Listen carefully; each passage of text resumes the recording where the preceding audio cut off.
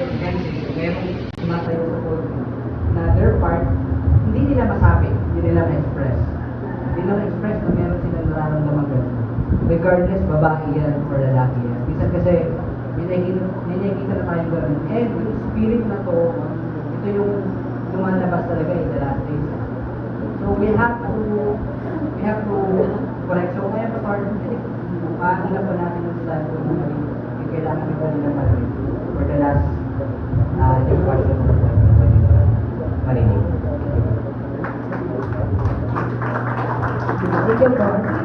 Okay lang, nagkaroon sa prayer. Dagdagan ko rin sa witness namin ni Brother Julio. Bago kayo manligaw, alamin niyo muna yung priorities niyo. Hindi ko ibig sabihin na pwede na kayo magpaalam kasi yun yung sinasabi namin. Pero if you are still studying, yun yung priority niyo, hindi panligaw. Okay? Kung kayo nagtatrabaho na kailangan supportan ng magulang nyo, then, set your priorities right. And tama yun, pupunta sa bahay ng babae, paalam sa pastor, pero nalagdag ko lang, bago ka manligaw mga boy, mga lalaki, paalam ka sa sarili mong magulang. Pwede ka ako manligaw na. Kasi sometimes, nagpapaalam kayo sa magulang ng babae, pero hindi kayo nagpapaalam sa inyong sarili magulang. At hindi nila alam na anak pala nila ay magliligaw na. Kasi it's defining your priorities in life. Happy na yun. So, ilagay ko lang, huwag ka na makompromise kung ano ba, high school ka pa, anong age mo? 17 and below, anong priority in life? Pinag-usapan natin dito, pagpapaalam manligaw daw. Hindi yun para sa lahat ng papaalam. Depende sa edad mo at estado mo sa magulang mo. Now, if you na manliligaw ka at nasa tamang edad ka, anong edad na pwede ka manligaw? Meron ba? Nasa tamang pamumuhay na pinapakita mo. Lalo sa Panginoon. Naringamon ka, sabihin may alam ka, gabayang ka, nagpapaalam ka, nagsasabi ka, nag-share ka. Now, magulang mo, ako muna magsabi, sige anak, payagan, supportahan mo kita. Now, kapag sinabi yun, now, pwede ka magpunta doon sa magulang ng babae, pinagkit na ni Brother Julio, and so and so forth. Pero kapag, marami kang bata sa inyo sabihin ko, wala, bigger relationship, dapat, and sabihin ko na dapat yun ay hindi ginagawa. Okay? Yun lang. Yung tanong daw po ni Brother Julius.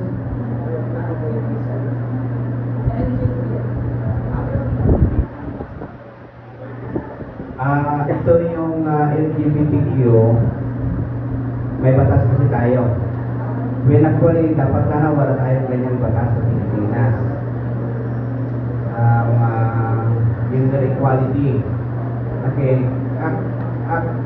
Ano lang ko ng kunting background, kasi yung batas na yan, na pinatutupad natin dito sa Pilipinas, yan ay mga batas na galing yan doon sa Amerika, na ang nag-draft, ang gumawa niyan, ay mga backstabbing committee ng mga magaling, ng mga congressman at ng mga senador sa Amerika, which is mga abogado yon, kaya lang sila ay mga homosexual. So yung batas na yun nakakapabor sa kanila ng individual. Now tayo naman sa mga Pilipino kasi likas naman na gaya-gaya yan kung ano yung nakita doon sa ibang bansa sa western countries, ginagaya natin, inadapt yung batas na yan dito. Which is, sa atin ngayon, may mga pribileyo na naabig ang isang third sex, belongs to third sex. Ito yung tomboy, tsaka bakla. So, dalawa yan. At ito tayo, actually, sa simbahan, sa isang Kristiyanong simbahan, wala dapat yan. Kasi yan ay kinokondem ng Diyos. Kaya lang kung mayroong nararamdaman kayo dahil yan ay spirito, pwede kayong lumapit sa inyong mga spiritual leader para ipag-pray na maalis yan. Para papayuhan, pero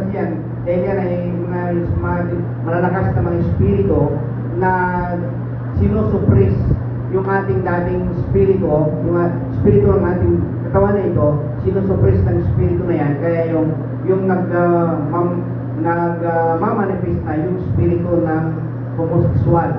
So, kaya ang kagandaan nito, si Juan, yan ang testimony natin sa ating grupo sa Barutuan, sa Regine. Napakalaki ng ginawa ng Diyos sa buhay niya.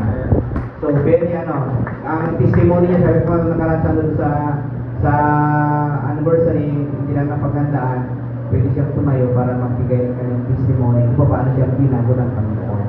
Yung kanyang mga pictures, nung hindi pa siya talaga nakilala sa Panginoon, ibang-iba yung kanyang itsura, guwapo-guwapo siya doon. Pero ngayon, bumalik siya sa kung ano yung dinisinyo ng Diyos sa kanya. So, pero kung even case, sa ating mga local church, kung even case kayo mga youth leader, mayroon kayo napapansin sa youth na mayroon kaiba yung kanyang kilos, ilapit agad sa pastor para matulungan siyang makabalik sa dating buhay. Hindi natin sila hinahabulan. Sa halip, ilalapit natin sila sa Panginoon. Walang discrimination gagawin dito yung church. Pari-pari yung ating pagmamalasakit na may balik sila sa kung ano talaga sila ang disilyo ng Diyos sa kanila. Yan. Kaya huwag lang mahiya, huwag matakot na magtapat sa pastor kung mayroon kayong kakaibang klase ng nararamdaman. Kasi kaya pati may mga simbahan, mga Trinitarian churches, ang dami na rin. Sa una hindi mo na maglaladlad, pero nung uli na, nagladlad ka rin. So, at pinapayagan ng kanilang mga spiritual leader. Sa atin, hindi natin yan papayagan. Sa atin, tutulungan natin makarecover at magbalik sa kung ano siya talaga ang kanyang pagdilingkod sa atin. Pero naniwala tayo, kung hindi siya mananampalataya, ganun ang kanyang kalagayan. Pag naging mananampalataya siya, fully delivered siya, hindi na siya babalik doon sa dating buhay. Ano nangyayari sa kanya? Hindi na siya babalik sa dating buhay. Kasi tawag natin, yung masamang spirito na yan, para rin sa gano'n, makapabuhay na siya ng normal,